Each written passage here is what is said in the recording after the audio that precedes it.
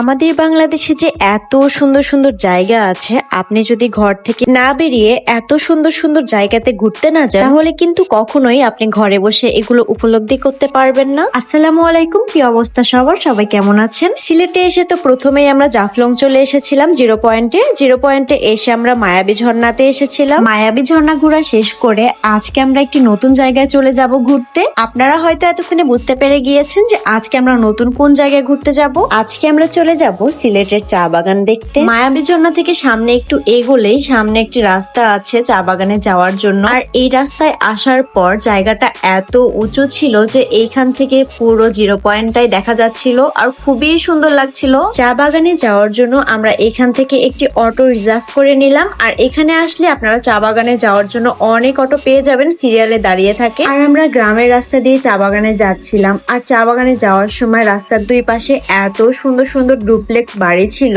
আর এখন আপনারা যে বাড়িগুলো দেখতে পাচ্ছেন, এই বাড়িগুলো আসলে জমিদারি বাড়ি ছিল। আর একটি মজার বিষয় হলো যে জমিদার বাড়ির পাশে ছোট্ট একটা খুব সুন্দর ডুপ্লেক্স বাড়ি ছিল। আর ওই ডুপ্লেক্স বাড়িটাই কিন্তু ছিল আমাদের অটোওয়ালা মামাটার। আমি যখন অটোতে বসে গল্প করতে করতে যাচ্ছিলাম যে ডুপ্লেক্স বাড়িগুলো খুবই সুন্দর লাগছে, তখন মামা আমাদের ওই ডুপ্লেক্স বাড়িটা দেখিয়ে বলল, এইটা আমার বাড়ি। এই তো ফাইনালি আমরা চা বাগানের খুব কাছে চলে এসেছি। আর মামা আমাদের অটো থেকে রাস্তার মোড়ে নামিয়ে দিয়েছিল, কারণ এতটুকু পথ আমাদের হেঁটেই যেতে হবে। চা বাগানে যেতে যেতে কিন্তু রাস্তার দুই পাশে পান সুপারির বাগান ছিল।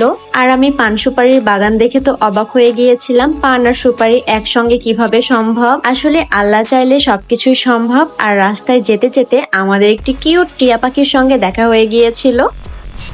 অনেক সুন্দর সবুজ প্রাকৃতি চা বাগান। অনেক দিন থেকেই ভাবতেছিলাম যে আসবো আসবো, কিন্তু অনেক ব্যস্ততার কারণে এত সুন্দর সুন্দর জায়গাগুলো মিস করছি। এখন থেকে আর মিস করাই যাবে না।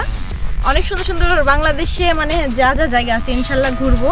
তো এখানে আজকে আলহামদুলিল্লাহ আসতে পেরেছি আল্লাহর রহমতে। তো আমাদের দেশই সেরা আসলে।